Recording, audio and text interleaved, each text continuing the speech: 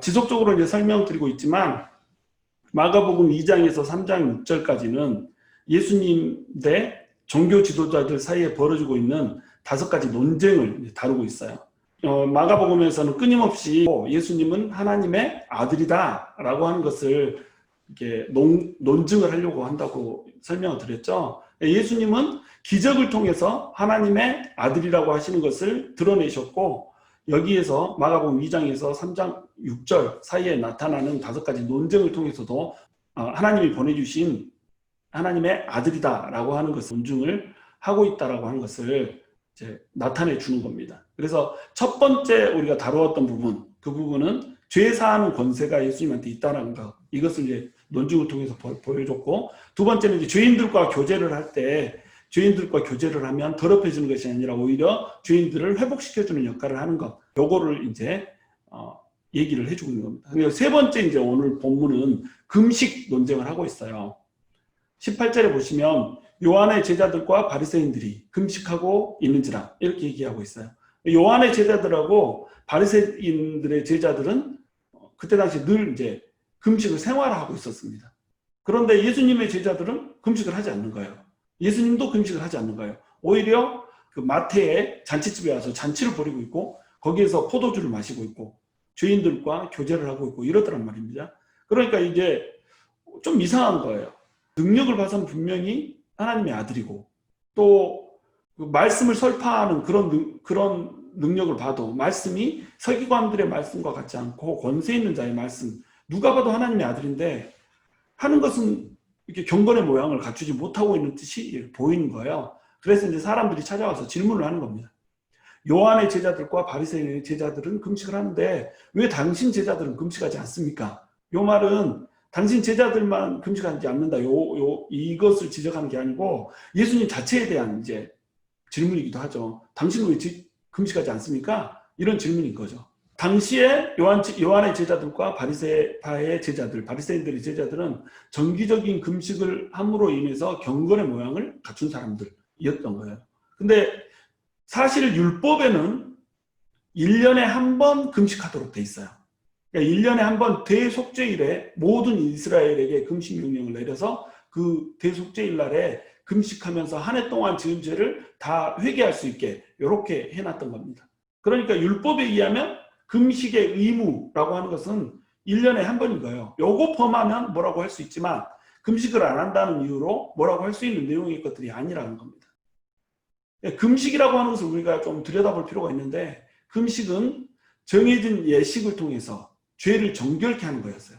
대속죄일에 모이면 대속죄일에 정해진 예식이 있었고, 그 예식을 통해서 내 죄를 깨끗게 하고 하나님께 가까이 나아갈 수 있는 길을 열었던 것, 이것이 바로 대속죄일에 했었던 금식의 개념이었다는 거죠. 이 동안에 하나님께서는 뭐라고 말씀하시냐면 너희는 스스로 괴롭게 하라, 이렇게 명령을 했단 말이에요. 스스로 괴롭게 하라, 이 말은 무슨 금식을 해가지고 내 몸을 막 이렇게 고행을 하라 이 얘기가 아니고 영혼을 괴롭게 하라는 뜻이었던 겁니다. 그러니까 내가 죄인이고 하나님 없이는 한 줌의 소망도 없고 하나님 없이는 내 죄의 값을 내가 감히 감당할 수 없다라고 하는 이것을 애통해 하면서 내 영혼을 괴롭게 하라는 거예요. 그 영혼을 괴롭게 하기 위해서 금식을 하는 거였어요. 금식을 하면서 육신이 괴로우면 내 육신만 금식하기 때문에 괴로운 게 아니라 육신의 괴로움을 통해서 영혼 속 깊은 곳에 내재하고 있는 나의 죄로 인해서 그것을 괴로워하라는 거였어요. 그러니까 육신의 괴로움과 영혼의 괴로움을 이제 결부를 시키고 있는 거죠. 이게 금식의 의미거든요. 금식은 밥 안 먹어서 나를 고생하게 만드는 고행이 아니에요. 고행을 통해서는 결코 하나님한테 가까이 갈 수가 없어요. 하나님한테 가까이 가기 위해서는 뭘 해야 되냐면 영혼을 괴롭게 해야 되는 겁니다. 내 영혼이 죄로 인해서 검붉게 물들어 있는 이 자체에 대해서 하나님 앞에 회개하며 나가는 것, 이것이 바로 금식의 목적이라는 거죠. 자신을 정결케 하고 하나님과 가까이 가게 하기 위한 것, 이게 금식이라는 거예요. 금식은 폼이 아니에요. 금식은 멋이 아니에요. 금식은 모양이 아니고 금식은 능력이라는 거죠. 하나님과 가까워짐으로 인해서 하나님으로부터 받아야 될 능력, 이것이 바로 금식의 목적이었고 금식 자체였다는 겁니다. 그러니까 금식은 이 구약시대에서 보면 이제 뭐 대속죄일 말고도 다른 때에도 금식을 자주 하는 예들이 나와요. 모세도 금식을 했고 예수님도 금식을 했고 하여튼 금식을 하는 예들이 많이 나오는데 이 금식은 주로 어떨 때 했냐면 회개할 때 그리고 구원을 하나님의 구원을 고대할 때 앙망할 때 이럴 때 금식을 했다는 겁니다. 근데 구원을 고대할 때는 이제 금식을 하면서 구원이 나한테 임해야 되니까 어때요? 회개를 했던 거예요. 반드시 회개가 연결이 되는 겁니다. 구원이 필요한 시점이 오는 건 왜 그랬냐면 죄 때문에 구원의 시점이 필요했던 거예요. 하나님을 떠났고 하나님의 마음을 몰랐기 때문에 범죄하였고 그러니까 구원이 필요한 시점까지 내몰렸던 거예요.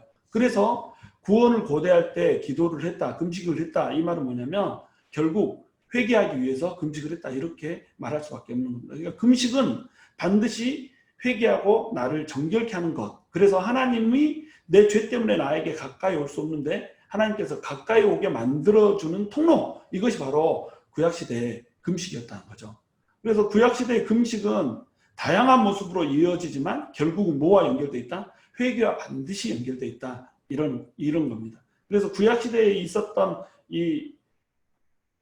그 금식의 예들을 성경에서 찾아보면 죄를 회개할 때, 전쟁 전에, 그리고 임박한 국가적 위기, 국가적 위험이 있을 때, 그리고 질병 때문에 고통받을 때, 이럴 때 항상 금식을 하면서 나갔다는 거예요. 그래서 구원을 구하려면 마땅히 자기 죄를 정결케 하는 것부터 시작을 해야 된다. 또 죽은 자를 애곡할 때, 이때도 금식을 했거든요. 어떤 사람이 이제 사랑하는 사람이 죽었거나 또는 위대한 영웅이 죽었거나 이럴 때는 금식하며 또 애곡을 했어요. 이거 역시 생명의 주관자 되신 하나님 앞에 죽을 수밖에 없는 인간, 언젠가는 죽어야 될 인간이 겸비한 자세로 나아가는 것. 이것이 바로 금식이었다는 겁니다. 금식은 그러니까 뭐예요? 하나님 앞에 죄인인 인간이 그리고 유한한 인간이 자기 생명을 어떻게 컨트롤할 수 없고 자기의 인생을 경영할 능력이 없는 인간이 가장 낮은 자세로 하나님 앞에 나아가서 위대한 능력을 갖추신 하나님의 그 능력을 덧입기를 원했던 것. 이것이 바로 금식의 목적이었던 거예요. 이게 시간이 가면서 이제 국가적으로 이렇게 중요한 일들이 생기잖아요. 국가적으로 범죄를 해가지고 뭐 아주 민족이 망해버린 이런 예들이 생기거나 뭐 크게 맞아서 이렇게 좀 하나님의 징계가 임했던 이런 날들에 대해서 금식일을 추가를 막 하게 되는 겁니다. 그래서 국가적인 금식일이 대속죄일 말고도 4개가 더 추가가 됐어요. 그래서 4월 달에는 시내산에서 금송아지를 섬기다가 아주 쪽박이 나잖아요. 그래가지고 이 금송아지 섬겼다가 하나님에게 심판을 받은 날, 이 날을 기념해서 4월 달에 금식을 했어요. 그리고 5월 달에 이스라엘 백성들이 죄를 막 범하고 이러니까 바벨론을 하나님이 보내가지고 예루살렘 성전을 회파를 해버렸잖아요. 요거를 기념하기 위해서, 그래서 이런 일이 다시 일어나지 않게 하기 위해서 회개하면서 기도했던 게 5월 달에 금식 기도였어요. 또 바벨론의 유수 때 바벨론에서 유대를 통치하게 하기 위해서 총독을 그달랴라고 하는 사람을 세웠는데 민족주의자들이 이 사람을 살해를 하잖아요. 7월 달에. 그래서 7월에 이것을 또 기념하기 위해서 금식을 했고 10월 달에는 죄로 인해서 바벨론이 예루살렘을 완전히 공격하고 점령을 해버린 날이잖아요. 그래서 10월 달에 또 금식을 했고 이렇게 4번씩 금식을 했던 겁니다. 그래서 이 금식을 하는 동안에 이스라엘 백성들은 지금 뭘 하고 싶어요? 우상 숭배하면 망하는구나. 하나님을 떠나면 망하는구나. 이것을 계속 머릿속에다 그렸던 거예요. 그리고 이제 하나님을 떠나지 말자. 하나님 품에 머물자. 이 일을 했던 것. 이것이 바로 이 금식들의 목적이었다는 겁니다. 그런데 이제 예수님 때 바리새인들은 여기에 더 덧붙였어요. 월요일과 목요일을 금식일로 아예 정한 겁니다. 그러니까 일주일에 2번을 금식일로 정하고 금식을 했던 거예요. 얼마나 경건해요. 일주일 7일인데 7일 중에 이틀을 금식을 하는 겁니다. 그래가지고 경건과 자기 헌신을 위해서 매주 2번씩 금식을 하는 이런 모습을 보였던 거에 바로 바리새인들이란 말이에요. 근데 이제 세례 요한의 제자들도 세례 요한과 더불어 광야에서 금식을 했는데 이건 왜 금식을 했냐면 민족이 고통을 받고 있단 말이에요. 민족이 수백 년 동안 이방인들의 틈에 낑겨서 어떻게 뭐 소망이 없게 이렇게 살아가고 있다 이거죠. 그러니까 메시아가 와야 되는데 이 메시아가 오기 위해서는 정결해야 되겠다 이런 생각을 한 거죠. 그래서 민족의 정결을 위해서 금식 기도를 했던 겁니다. 그러니까 이 바리새파들과 세례 요한파들은 서로 정파가 다르지만 그리고 종교적 어떤 가치가 다르지만 금식을 했다라고 하는 것 여기에서는 이제 동일했던 거예요. 이들의 금식 기도에는 경건의 모양이 있었지만 큰 이제 문제가 있었어요. 특별히 이제 바리새인들이 가지고 있었던 문제, 요 문제는 뭐냐면 하나님이 금식을 시킨 적이 없다는 겁니다. 일주일에 2번씩 자기들은 경건해지기 위해서 금식을 했지만 하나님이 너네 일주일에 2번씩 금식해 이렇게 명령한 적이 없다는 거예요. 율법에 명령한 것은 대속죄일 1번 이것만이 의무였다는 거예요. 이들의 금식은 메시아를 기다리는 금식이었고 또 이 이스라엘 백성들이 평안을 얻기 위한 정치적인 그런 승리를 위한 금식이었거든요. 400년 동안 하나님의 말씀이 말라기를 이후로 그냥 선포가 안 돼버렸잖아요. 멈춰버리잖아요. 그리고 이방의 앞좌석에서 계속 뭐 바벨론, 페르시아, 헬라, 로마 이런 이방의 압제 속에서 계속 지내고 있는 겁니다. 그러니까 이제 여기에 대한 반응을 하기 시작한 거예요. 이렇게 우리가 하나님의 말씀이 없고 암흑기를 지내면서 이방의 압제 속에 사는 이유는 우리 민족의 죄악 때문이다 이렇게 생각한 거예요. 그렇게 생각해서 금식을 시작한 겁니다. 그런데 이 금식이 메시아를 보내주게 하기 위해서 이 암흑기를 끝내기 위해서 하는 금식이면 반드시 뭘 동반해야 돼요? 아까 앞에서도 지적을 했듯이 회개를 동반해야 된단 말이죠. 내가 제일 낮은 자입니다. 나는 가장 볼품없는 자이고 하나님 앞에 죄인일 뿐입니다 라고 하는 기도를 해야 되는데 이 바리새인들의 기도는 뭐였어요? 낮아지는 기도가 아니라 높아지는 기도였다는 거죠. 회개로 정결케 되는 기도가 아니라 자기의 의를 쌓는 기도였다는 말이에요. 내가 금식했으니까 나는 의로워. 저것들 저 금식도 안 하고 사는 저것들 때문에 우리 민족이 이 모양이 이 꼴이야. 이런 식으로 이제 했다는 거죠. 내가 하나님 앞에 정말로 낮아지고 겸비해야 되는데 나는 막 높아져서 광장 뜰에서 2손을 번쩍 들고 하나님한테 고개를 뻣뻣이 들고 이렇게 기도를 하는데 고개를 숙이고 자기 죄 때문에 얼굴을 들지 못하고 기도하고 있는 세리들을 향해서는 저것들 때문에 문제라고 이렇게 했던 사람들이 바로 누구예요? 바리새인들이었단 말입니다. 그러니까 바리새인들의 기도의 문제는 뭐냐면 하나님이 시킨 적이 없는 기도를 자기 마음대로 자기들이 제정해서 하면서 그 전통이 다인 것처럼 형식에 치우쳐서 기도를 했고 진정한 회개가 있는 금식 기도가 아니라 그냥 폼을 잡는 금식 기도였단 말이죠. 나는 이것도 해. 나는 멋져. 나는 하나님 앞에 경건의 모양을 갖추기 위한 금식 기도였단 말이죠. 그러니까 이것이 문제가 있었던 겁니다. 이런 금식에 예수님이 참여할 필요가 있을까요? 없을까요? 없다는 거죠.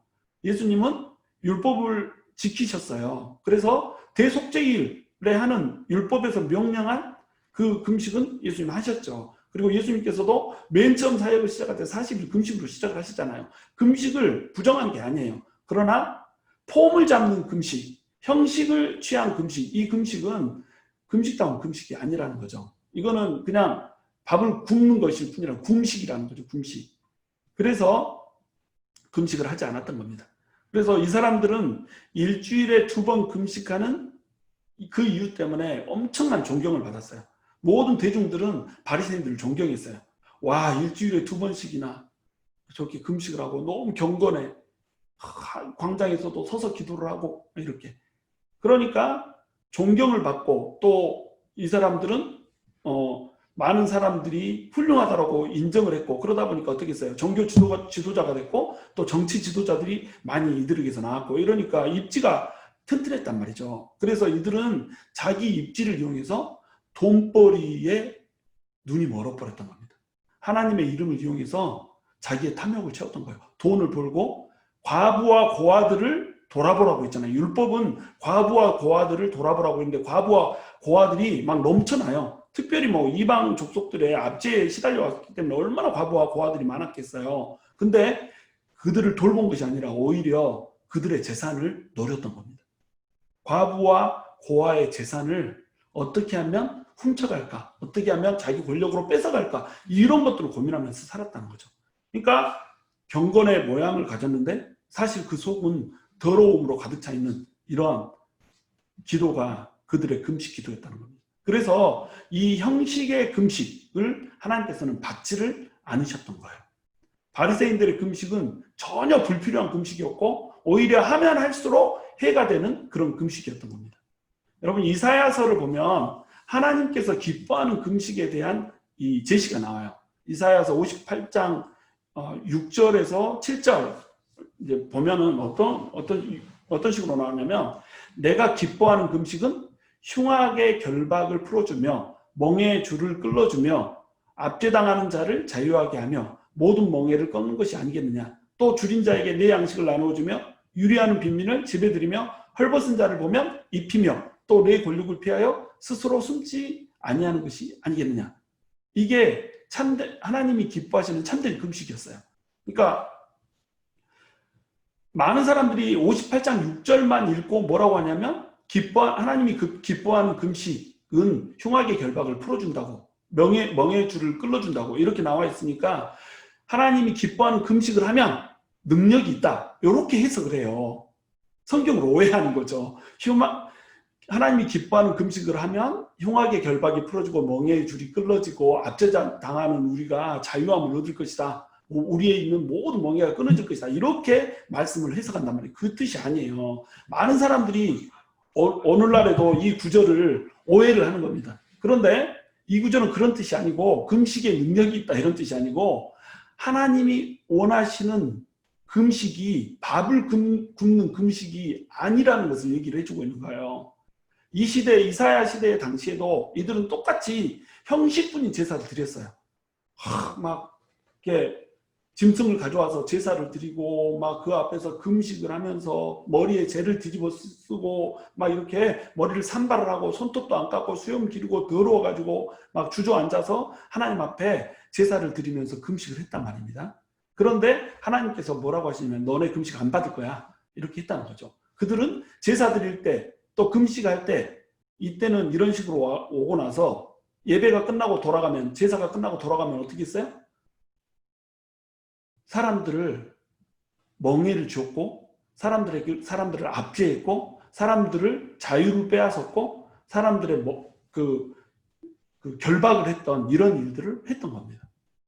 그러니까 하나님께서 뭐라고 얘기하냐면 내가 기뻐하는 금식은 밥을 굶는 금식이 아니라 너네 삶 속에서 너네가 묻고 있는 그 흉악의 결박을 풀어주고 너네가 쥐어줬던 그 너네가 지배하고 있는 그 사람들로부터 멍에를 이렇게 풀어주고 멍에의 줄을 끌어주고 너네가 압제하고 있는 그 사람들에게 자유를 줘야 그것이 내가 기뻐하는 금식이다 이렇게 얘기를 했던 거예요. 이것이 하나님께서 바라시는 금식이었던 겁니다. 하나님께서 바라시는 금식은 밥을 굶는 금식이 아니라 삶 속에서 우리의 탐욕을 제하고 남의 것을 빼앗고 남의 것을 침해하는 이런 것을 멈추는 금식이 영혼의 금식이었단 말이죠. 삶 속에서 다른 사람을 풍요롭게 해주는 금식이었단 말이죠. 그 말씀이 58장 7절로 쭉 이어지잖아요. 58장 7절을 안 읽고 58장 6절만 읽으니까 그런 오해를 하는 거예요. 자, 내가 기뻐하는 금식은 뭐라고요? 또 줄인 자에게 내 양식을 나누어주고 내 배고픈 사람한테 내가 먹을 걸 주는 것이 하나님이 기뻐하는 금식이래요. 모든 사람은 내 양식은 내가 먹고 싶어 하거든요. 줄인 사람한테 나랑 상관없는 사람한테 나눠주고 싶어 하지 않거든요. 자기 것이라고 자기가 막 먹어대면서 한 끼 금식하는 걸로 하나님한테 찾아와서 나 금식하고 있습니다 이러고 있단 말이죠. 그러지 말고 평소에 금식하라는 거예요. 네 먹고 싶은 것 못 먹는 사람한테 나눠주고 금식하라는 거예요. 네 욕심을 금식하라는 겁니다. 또 뭐라고 얘기해요? 유리하는 빈민을 그러니까 이렇게 떠돌아다니는 그 빈민 가난한 사람을 집에 들이라는 거예요. 이것이 하나님 기뻐하는 금식이라는 거예요. 헐벗은 자, 옷을 못 입고 있는 사람, 돈이 없어서 진짜로 이렇게 가난하게 사는 사람 보면 그 사람들을 위해서 옷을 입혀주란 말이에요. 내 권력을 피하여 스스로 숨지 아니하는 것, 이것이 금식이라는 거죠. 권력이 왔어요. 이 사람이 막 굶어 죽게 생겼어. 너무 가난해. 피죽도 한 그릇 못 얻어먹게 생겼어. 그래서 어떻게 하나 고민하다가 아, 그래도 좀 이렇게 돈을 가지고 사는 사람, 내 친척인 누구를 찾으러 가면 좀 먹을 수 있지 않을까 이러고 딱 찾아갔는데 이 사람이 가난한 걸 아는 거예요. 그러니까 이 사람이 온 이유는 돈 빌리러 오는 것밖에 없다 그러고 불 딱 끄고 문 딱 걸어 잠그고 사람 없는 것처럼 이불 딱 뒤집어쓰고 숨도 안 쉬고 자기 자신한테 아야 말하지 말아라잉. 말하면 저 우리 있는 거 들통나니까 그럼 돈 빌려줘야 된다. 이러고 있단 말이죠. 이러면서 하나님 앞에 제사 드리러 갈 때는 어떻게 해요? 금식하면서 간다는 겁니다. 이것이 금식이 아니라는 거예요. 하나님께서 원하는 금식은 뭐냐면 권력을 피하여 스스로 숨지 않고 딱 나가서 너 돈 없어서 왔구나. 먹을 것이 없어서 왔구나. 내가 먹을 거 줄게. 내가 못 먹더라도 내가 좀 덜 먹더라도 너한테 나눠줄게. 이렇게 하면 내가 먹을 걸 나눠줬으니까 어떻게 돼요? 금식이 돼버리잖아요. 이런 금식을 하라는 거죠. 이런 금식을. 그러니까 하나님은 영혼의 금식을 원했던 거예요. 진심으로 하는 금식을 원했던 거예요. 탐심에 따라 내 배를 채우는 삶이 아니라 내 안에 있는 탐심을 제해버리고 내가 채우고 싶은 그 욕심을 지워버리고 오히려 내한테 있는 것을 다른 사람한테 줌으로 말미암아서 하는 금식, 내 욕심의 금식을 하라는 얘기였던 거죠. 이것이 진정한 금식이라는 거예요. 우리는 이런 진정한 금식을 해야 돼요. 진정한 금식을 할 때 하나님께서 기뻐하신다는 겁니다. 이것이 하나님께서 우리에게 받기 원하시는 예배요, 우리에게 받기 원하시는 제사요, 우리에게 받기 원하시는 금식이라는 거예요. 근데 이런 것들은 쏙 빼버리고 어떻게 해요? 그냥 밥 한 끼 굶는 거 이런 거 하면서 사람들 앞에 나 금식해 막 이렇게 하잖아요. 그러면 사람들이 어떻게 해요? 밥 먹으면서 어머 금식까지 하고 세상에 나 오늘 일주일 금식했고 이제 21일 채울 거예요. 그러면 어머 세상에 믿음도 좋으셔 막 이러면 이제 막 큰소리 떵떵 치고 막 이렇게 하면서 무게 팍팍 잡고 다니고 그리고 나가서 삶을 살 때는 욕심 탱탱 부리고 살고 이러면 하나님께서는 그 금식을 받겠냐 이거죠. 금식 못 받는 겁니다. 하나님은 우리가 밥 먹고 싶은 거 다 먹고 살아도 나에게 있는 것을 다른 사람에게 나눠주고 긍휼히 여기고 불쌍히 여기면서 다른 사람들을 만져주고 다독여주는 것 이걸로 우리에게 너 금식했구나 이렇게 여겨주신다는 거예요. 그냥 하나님 우리에게 원하시는 게 뭐예요? 나가서 사랑하라는 겁니다. 밥 안 굶더라도 나가서 남 위에서 일해주라는 거예요. 그러면 어쩌다는 거예요? 그것이 바로 금식이라는 겁니다. 그것이 하나님이 우리에게 원하시는 금식이에요. 하나님은 우리에게 영혼의 금식을 원하셨어요. 탐심에 따라 배를 채우는 삶이 아니라 탐심을 제하고 우리는 이 탐심에 따라 살지만 그렇지 않기를 하나님께서 원하신다는 거죠. 오늘날에도 많은 그리스도인들이 밥 굶는 금식을 해요. 밥을 안 먹는 금식을 해요. 여러분 금식이 나쁘다는 거 아니에요. 금식은 진짜로 이렇게 효과가 있습니다. 왜냐하면 하나님을 가까이 모실 수 있는 기회가 돼요. 근데 금식을 잘못하면 어떻게 돼요? 금식을 잘못하면 그냥 밥 굶는 금식, 고행으로서의 금식이 된다는 겁니다. 삶은 엉망이면서 자기 욕심을 채우기에 급급하면서 금식을 한다는 거예요. 이 금식하는 목적도 뭐예요? 하나님과 가까이 가기 위해서 내 죄를 회개하기 위해서 나를 정결케 하기 위해서 하는 금식이 아니라 뭐예요? 나한테 없는 거 좀 더 채우기 위해서 하나님 이거 더 주세요. 하나님 사업이 내가 100만 불 벌었는데 200만 불 채워주세요. 이러려고 금식하잖아요. 금식기도 3일 하고 나면 막 10만 불이 막 들어오고 이러려고 금식하잖아요. 그런 금식 세상 사람도 하겠네요. 하나님 없어도 3일 밥 안 먹으면 내가 10만 불 줄게 이러면 다 금식하지. 이런 금식은 금식이 아니라는 겁니다. 주님은 탐심을 제하는 금식을 요하신다는 것. 삶 속에서 드려지는 진정한 금식, 이 금식을 할 때 하나님께서 우리에게 다가와 주시고 하나님께서 우리의 힘이 되어 주시고 하나님께서 우리에게 파워를 주신다는 겁니다. 그러니까 진정한 삶 속에서 드려지는 금식, 하나님이 기뻐하는 금식, 여기에 파워가 있다는 거예요. 그래서 이사야서 58장 8절을 보면 그리고 9절을 보면 쭉 이제 하나님이 이런 금식, 삶 속에서 하는 금식을 할 때 이렇게 어떻게 해주겠다는 약속을 주는 말씀이 나와요.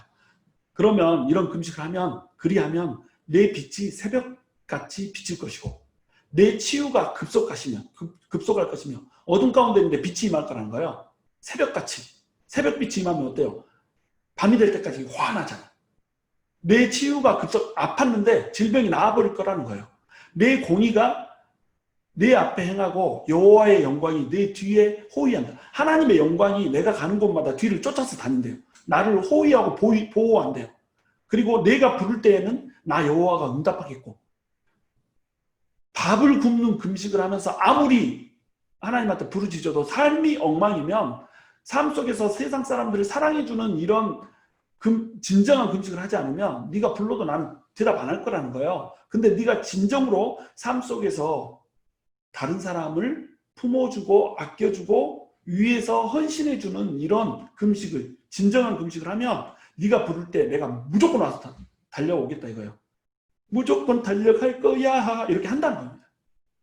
내가 부르짖을 때는 내가 여기 있다. 그래 나 여기 있다. 주여 그럼 그래 여기 있다. 이렇게 해주겠다는 거예요. 어쩔 때? 진정한 금식을 할 때.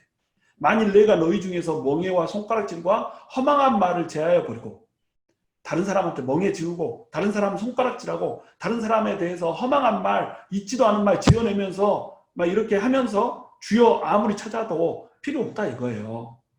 진정으로 우리 안에서 더러운 것들을 제해버리라는 겁니다. 그리고 어떻게 하라고 그래요? 우리가 제할 것은 뭐예요? 다른 사람한테 멍해 지우는 거, 다른 사람한테 손가락질하는 거, 다른 사람한테 허망한 말하는 거, 이런 건 제해요. 그리고 우리한테는 뭐가 필요해요? 10절에 보면 줄인 자에게 내 심정이 동하고 괴로워하는 자의 심정을 만족하게 해주라고 그래요. 굶는 사람, 줄인 사람, 없는 사람, 가난한 사람 보면 네 심정이 움직여야 된단 말이죠. 도움이 필요한 사람 보면 마음이 움직여져야 된단 말이에요. 이게 움직여지지 않은 채 가서 주님 아무리 불러도 필요 없다는 거죠. 괴로워하는 자를 보면 찾아가서 아유 불쌍해 이러기만 하지 말고 그 심정을 만족하게 해줄 일을 하라는 거예요. 그래야지 하나님께서 기뻐하신다는 거예요. 그러면 어떻게 하겠다는 거예요? 내 빛이 흑암 중에서 떠올라 내 어둠과 낮과 같이 될 것이다 이렇게 말씀하세요. 어둠 가운데서 하나님이 빛처럼 딱 떠올라 주셔가지고 네 어둠을 다 날려버리고 네가 나처럼 밝게 살 거다 이거예요. 여호와가 너를 항상 인도하고 메마른 곳에서도 내 영혼을 만족하게 하며 내 뼈를 견고하게 하리니 너는 물된 동산 같겠고 물이 끊어지지 아니하는 샘이 될 것이다. 물된 동산처럼 만들어 준대요. 동산이 있는데 거기에 물을 댔어요. 동산은 항상 주인이 있어요. 너를 동산같이 해주겠다 이 말은 뭐예요? 내가 울타리를 치고 아무도 못 들어오게 널 지켜주고 보호해주겠다 이 말이에요. 거기에 물이 끊어지지 않게 해주겠다는 거예요. 물된 동산이니까 물이 끊어지지 않죠. 이 물은 어떤 물이에요? 은혜의 물이고 축복의 물이고 번영의 물이고 풍요의 물이라는 거예요. 남을 위해서 살면 남을 위해서 진정한 금식을 하면 내가 너네한테 다 채워주겠다는 거예요. 이것이 하나님이 이사야서에서 얘기했던 하나님이 기뻐하는 금식이었다는 겁니다. 여러분 물된 동산 같은 거 이런 복 누리고 싶어요? 물이 끊어지지 않는 축복의 샘이 마르지 않는 이런 복을 누리고 싶으십니까? 하나님의 풍요와 번영을 누리고 싶으세요? 항상 우리가 어둠 속에 있고 이렇게 밤중에 있는 게 아니라 빛 가운데 있고 또 나처럼 이렇게 살고 싶으세요? 그러면 진정한 금식을 하라는 거예요. 다른 이들에게 멍에 씌우지 말고 다른 이들 막 대하지 말고 다른 사람 손가락질하지 말고 다른 사람 비방하지 말고 배고픈 자 공감하면서 괴로운 자 마음을 만져주면서 이렇게 살라는 겁니다. 그러면 하나님께서 이 복을 주시겠다는 거예요. 그런데 바리새인들은 어땠어요? 바로 형식적이고 자기의에 찬 기도만 했다는 거예요. 그러니까 이 기도를 받을 수가 없는 거죠. 근데 이제 세례 요한의 기도는 그럼 어땠는가? 세례 요한의 기도는 정말 깨끗한 기도였어요. 하나님의 그 구원을 바라면서 사심이 하나도 없이 그냥 자기를 정결케 하는 그 회개의 기도, 그 기도를 하기를 원해서 광야로 나가서 하는 기도였어요. 그런데 예수님께서는 이 기도도 필요 없다고 얘기해요. 세례 요한의 금욕적인 금식 역시 필요 없다. 왜 그러냐면 세례 요한의 기도는 구원의 메시아를 고대하면서 하는 기도였거든요. 그러니까 결혼 정년기가 지난 처녀 같은 이 이스라엘의 신랑을 급히 구하는 이런 기도였단 말이에요. 신랑 급구 이런 기도였단 말이에요. 결혼 정년기가 지났는데 60이 지나도록 시집을 못 간, 응? 무려 400년 동안 메시아가 나타나지 않아서, 신랑 대신 메시아가 나타나지 않아서 정말로 이렇게 결혼식을 하지 못하고 있는 이 이스라엘에게 하나님 앞에 간구를 하고 있는 겁니다. 하나님 신랑 주세요. 근데 어때요? 그 신랑이 왔어요. 메시아가 왔다는 겁니다. 예수님이 왔다는 거예요. 그러니까 금식할 필요가 있어요, 없어요? 금식할 필요가 없는 거죠. 그래서 예수님이 이 질문에 대해서 이제 답을 하는 겁니다. 뭐라고 답을 하냐면, 혼인집 손님들이 신랑과 함께 있을 때에 금식할 수 있느냐? 신랑과 함께 있을 동안에는 금식할 수 없느니라. 이렇게 말씀을 하신단 말이죠.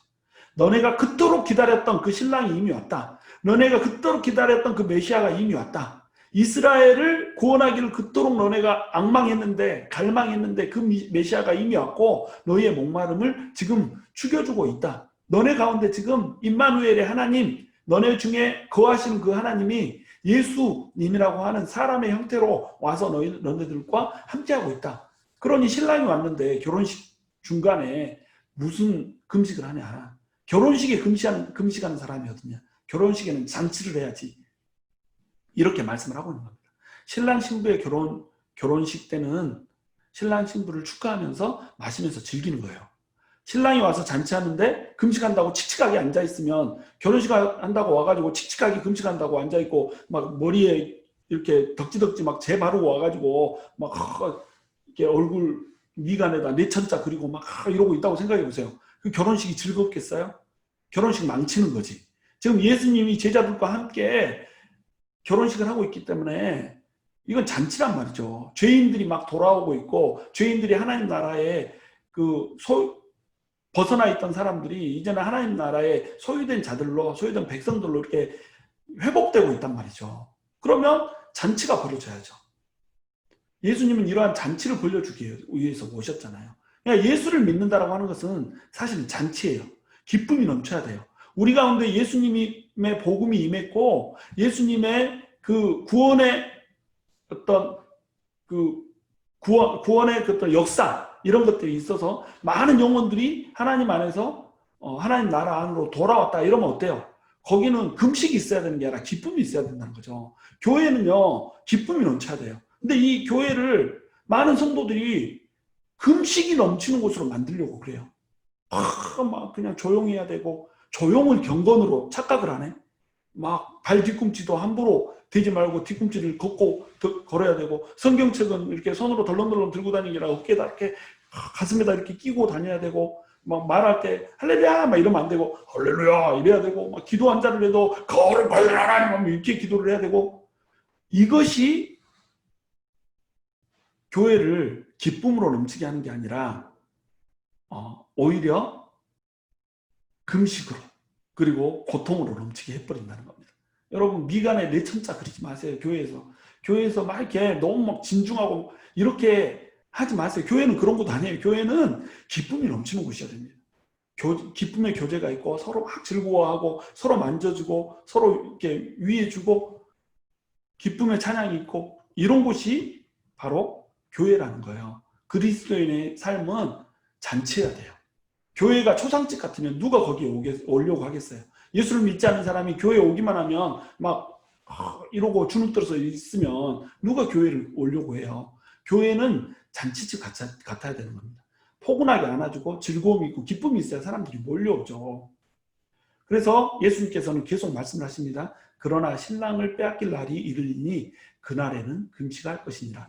예수님께서는 얼마 후 이제 잠시 시간이 지나고 나면 오래도 가지 않아요. 한 3년 있다가는 이방인들의 손에 잡히게 될 거예요. 그리고 십자가의 고난을 받고 죽음을 맞이하게 될 거예요. 이 십자가에서 고난을 받고 죽음을 맞이하는 이유는 뭐예요? 우리의 죄책 때문이에요. 우리의 죄, 세상의 죄를 감당하기 위해서 예수님께서는 오셨어요. 바로 그 순간을 위해서 예수님이 오셨기 때문에 우리의 죄를 감당해 주기 위해서 예수님이 십자가에서 돌아가셔야 된단 말이죠. 예수님께서는 우리에게 구원이라고 하는 영원한 잔치를 주기 위해서, 구원의 감격이라고 하는 영원한 기쁨을 주시기 위해서 자신은 죽음 가운데 내던졌어요. 이것이 진정한 금식이라는 겁니다. 이사야서 58장에 나오는 진정한 금식, 하나님께서 요구했던 금식, 이 금식이 예수님의 모습에서 나와야 안 나와요? 나오잖아요. 자기는 죄가 없어요. 자기는 경건한 자예요. 거룩한 자예요. 그런데 죄로 인해서 고통받고 있고 아파하고 있고 결핍 가운데 살아가고 있는 인간들을 위해서 자기 자신을 내던져버린다는 겁니다. 이것이 진정한 금식이라는 거예요. 금식이 지금 모본을 지금 보이고 있는 거예요. 주님은. 그래서 주님은 아무도 할 수 없는, 아무도 이루어낼 수 없는 그 진정한 금식, 극강의 금식, 그것을 통해서 나중에 결국 승천하여서 승귀하여서 빛이 되시잖아요. 이 모본을 지금 주님이 보이고 있다는 겁니다. 그러니까 우리도 이 진정한 금식을 본받으라는 거예요. 그때가 되면 제자들도 이제 금식을 하게 될 거라는 거예요. 우리는 잔치를 해야 될 때가 있고 금식을 해야 될 때가 있어요. 잔치는 언제 하는 거냐면 예수님이 우리 안에 풍성히 거할 때, 예수님 우리와 함께 하실 때, 그래서 영혼들이 하나님 나라로 돌아올 때 이때 잔치하는 거예요. 그런데 금식을 해야 될 때가 있어요. 그때는 언제냐면 신랑을 잃어버렸을 때. 이걸 영적으로 저는 좀 적용하기 원해요. 신랑을 잃어버렸을 때, 예수님이 십자가 위에서 다시 죽으실 일은 우리한테 없잖아요. 신랑을 잃어버렸을 때 이거는 우리한테 어떻게 적용되냐면 우리 안에 예수님의 임재가 사라졌을 때, 우리 안에 예수님의 따스한 손길이 느껴지지 않을 때, 우리 안에 예수님의 구원의 손길이 당장 필요한데 그 구원의 손길이 닿지 않고 있을 때, 요때 금식하는 거예요. 요때 신랑을 잃었을 때 금식하는 거예요. 주님이 멀다 느낄 때, 주님의 손길을 구할 때. 근데 이것이 폼이 되면 돼야 안 돼요? 폼이 되면 안 된다는 겁니다. 뭐가 돼야 돼요? 진정한 금식이 돼야 된다는 거죠. 그때 금식을 하면 주님께서 주님의 손을 뻗쳐서 우리를 잡아준다는 거예요. 그렇다고 해서 이제 이 금식을 무조건 형식이 중요하지 않다, 이 말을 하는 게 아니에요. 요즘 크리스찬들의 문제는 뭐냐면 옛날에 바리새인들보다 못하다는 거예요. 바리새인들은 경건의 모양은 있는데 경건의 능력이 없었어요. 근데 현대 크리스찬들은 경건의 능력도 없으면서 경건의 모양까지 없어요. 그러면서 경건한 척 하는 저 사람들이 문제라고 손가락질 하거든요. 자기는 경건의 능력도 없고 경건의 모양도 갖추지 않았으면서 경건의 모양만 있고 능력은 없다고 손가락질을 해요. 세리가 바리새인을 손가락질하고 있는 겁니다. 여러분, 세리가 예수님한테 사랑을 받았던 이유는 뭐냐면 바리새인들 손가락질하기 때문에 이쁨 받은 게 아니에요. 자기가 죄인이라는 거 알고 바리새인들 앞에서 끽소리 못했기 때문에 사랑을 받았던 거예요. 근데 우리는 세리 바리새인이라 죄는 있는 대로 짓고 하나님 앞에 정말로 개차반으로 살고 있으면서 바리새인들이라고 사람들 손가락질하고 있거든요. 열심히 믿고 헌신한다고 그래도 경건의 모양 갖추면서 하나님한테 나아가려고 애쓰고 노력하는 사람들 손가락질하고 있거든요. 이런 사람들은 세리 바리새인, 세바리새 사람이라는 거죠. 이런 사람은 더 형편없는 사람이죠. 이렇게 하라는 얘기가 아니라 경건의 모양을 갖췄으면 경건의 내용을 갖추라는 거예요. 좋은 음식이 있으면 그냥 손으로 집어먹는 거 아니에요. 좋은 내용은 좋은 형식이 담는 겁니다. 내용과 형식이 같이 갖춰야 된다는 거예요. 그래서 이 말씀을 지금 예수님께서 딱 요약해서 이렇게 정리를 해줘서 결론을 내려준 게 뭐냐면 그 다음 21절 말씀인 거예요. 새로운 천조각을 낡은 옷에 붙이지 말라. 이렇게 얘기합니다. 자, 옷이 해졌어요.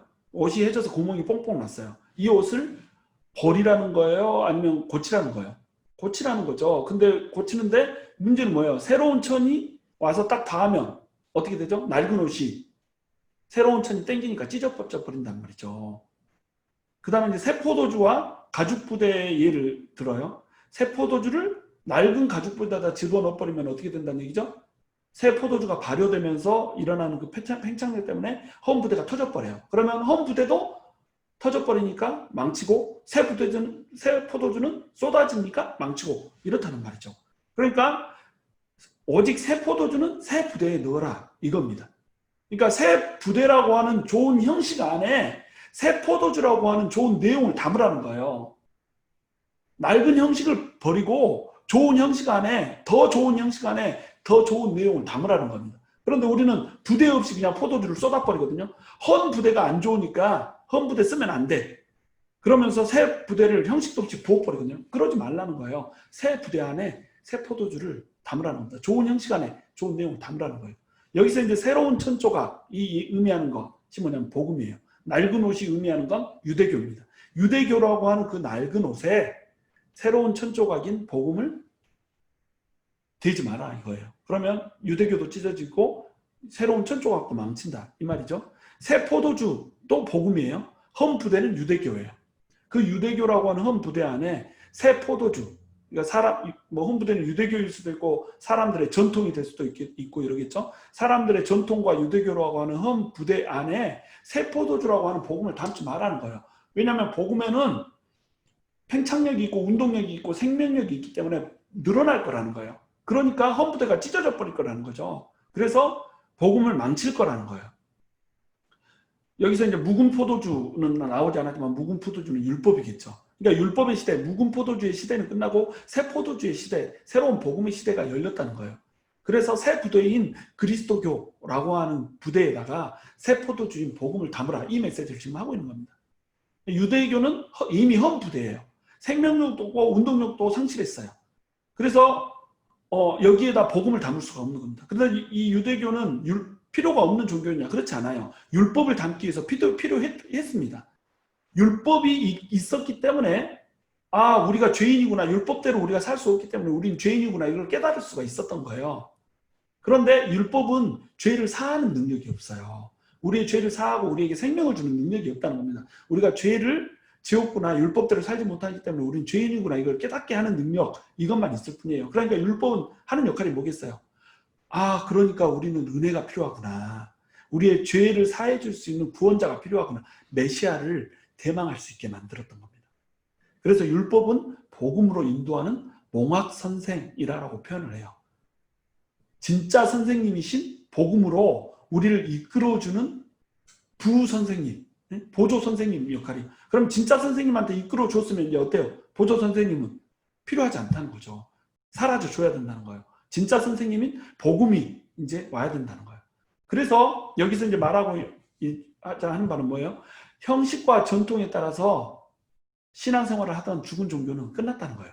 금식을 형식으로 하고 있던 이 죽은 종교, 이 종교는 끝났다는 거예요. 사람에게 멍해를 지고 정죄하면서 괴롭게 하면서 폼으로만 금식하고 거룩한 척하는 종교는 끝났다는 거예요. 이제는 새로운 생명의 성령의 법이 왔다는 거예요. 새 포도주가 왔다는 거예요. 새 포도는 운동력이 있고 팽창력이 있고 생명력이 있기 때문에, 다시 얘기해서 복음은 운동력이 있고 팽창력이 있고 생명력이 있기 때문에 낡은 부대인 유대교의 전통이다. 이걸 담지 못한다는 겁니다. 폼만 잡고 아무런 경건의 능력도 없으면서 경건의 모양만 차리는 이 종교 안에는 담을 수가 없다는 거예요. 그러니까 새로 하시라는 겁니다. 새로운 포도주를 담을 수 있는 부대, 새 부대를 마련하라는 겁니다. 그러면 이제 우리는 이제 여기서 한 가지를 생각해 봐야 돼요. 우리는 과연 복음을 담기에 적당한 그릇인가? 우리는 진짜로 생명력이 있고 운동력이 있고 팽창력이 있는 그 복음을 담기에 알맞은 형식을 갖추고 있는가? 알맞은 그릇을 갖추고 있는가? 이것을 돌아봐야 된다는 거죠. 형식적이고 전통을 중시하면서 자기의를 세우기 바쁘고 자기의로 남의 정죄하는 것을 하기에 바쁘고 삶의 실천은 하지 않고 그냥 매너리즘에 빠져서 교회를 왔다 갔다 하는 그 신앙으로는 복음을 담아낼 수가 없다는 겁니다. 이러고 있다면 우리는 낡은 부대라는 거예요. 여러분, 하나님께서는 예수님을 우리에게 보내주시고 예수님을 통해서 그리스도교, 기독교라고 하는 종교를 허락하셔서 새 포도주와 새 부대를 동시에 허락하셨어요. 근데 우리는 자꾸 낡은 부대로 돌아가요. 옛날에 유대교식으로 자꾸 돌아가요. 예배 형식으로. 삶의 형식은 갖추지 못하고 삶은 변화되지 않는데 자꾸 예배 안에서 주일날 한 번 드리는 예배 안에서 거룩한 척 속이고 금식하고 이렇게 막 들이대면서 자기가 마치 의로운 사람인 것처럼 이렇게 행동하는 그런 양식으로 우리가 자꾸 돌아가면서 복음을 담아내려고 한단 말이죠. 그러면 우리의 부대는 뭐예요? 낡은 부대라는 겁니다. 우리에게 주어진 복음이 터져버린다는 거예요. 그러니까 우리는 어떻게 살아야겠어요? 우리는 삶의 형식이 변화된 걸로 살아야 된다는 겁니다. 우리에게는 진정한 금식이 필요해요. 그것은 삶의 금식이에요. 탐식에 대한 금식이에요. 탐심을 버리고 진정으로 삶으로 금식을 하는 거예요. 말씀 읽고 기도하고 찬양했으면 그것에 대한 합당한 삶의 열매를 맺으라는 거예요. 이런 것이 필요 없다는 말이 아니에요. 이걸 해야 다음 단계로 넘어갈 수 있어요. 말씀 읽고 기도하고 찬양하지 않으면 합당한 금식 할 수 없어요. 그런데 이걸 하고도 합당한 금식을 할 수 있냐? 그렇지 않단 말이에요. 이걸 했으면 그 다음 단계로는 뭐가 이루어진다 이거? 삶의 방식이 바뀌고 그 삶의 방식으로 하나님께 드리는 그 제사, 그 금식이 드려져야 된단 말이죠. 그래서 어떻게 살아야 되나? 말씀 맺습니다. 이제 어떻게 살아야 되는가? 어떻게 해야지 복음을 맺을 수 있는가? 다른 이에게 멍에 씌우지 말고, 다른 사람 막대하지 말고, 다른 사람 손가락질하지 말고, 다른 사람 비방하지 말고, 배고픈 자가 있으면 공감해주고, 괴로워하지 않은 사람 있으면 마음 만져주고, 나를 필요로 하는 사람이 있으면 주저하지 말고 달려가고, 나를 방문하는 사람이 있으면, 내 필요가 필요해서 방문하는 사람이 있으면 없는 척 숨어있지 말고 그를 품고 아껴주라는 겁니다. 뭔가를 신앙적인 어떤 행위를 열심히 하려고 하지 말고 사랑하고 아끼라는 겁니다. 그러면 인생에 빛이 날 거라는 거예요. 어둠이 낮이 될 거라는 겁니다. 흑암이 빛으로 밝힐 거라는 거예요. 물된 동산처럼 될 거라는 거예요. 이 물된 동산은 안전하게 보호되는 곳이에요. 울타리를 쳐서 하나님이 보호해 주시는 것. 그 다음에 은혜의 물이 넘칠 거라는 거예요. 축복의 물이 끊이지 않고 솟아날 거라는 거예요. 여러분 이런 삶 살고 싶지 않으세요? 그렇다면 주님을 기쁘시게 하는 그런 삶의 금식을 할 수 있어야 된다는 겁니다. 그럼 우리가 밥만 굶을 뿐만 아니라 정말로 우리의 삶 속에서 하나님이 기뻐하시는 그 금식을 이뤄낼 수 있기를 주님의 이름으로 축원합니다.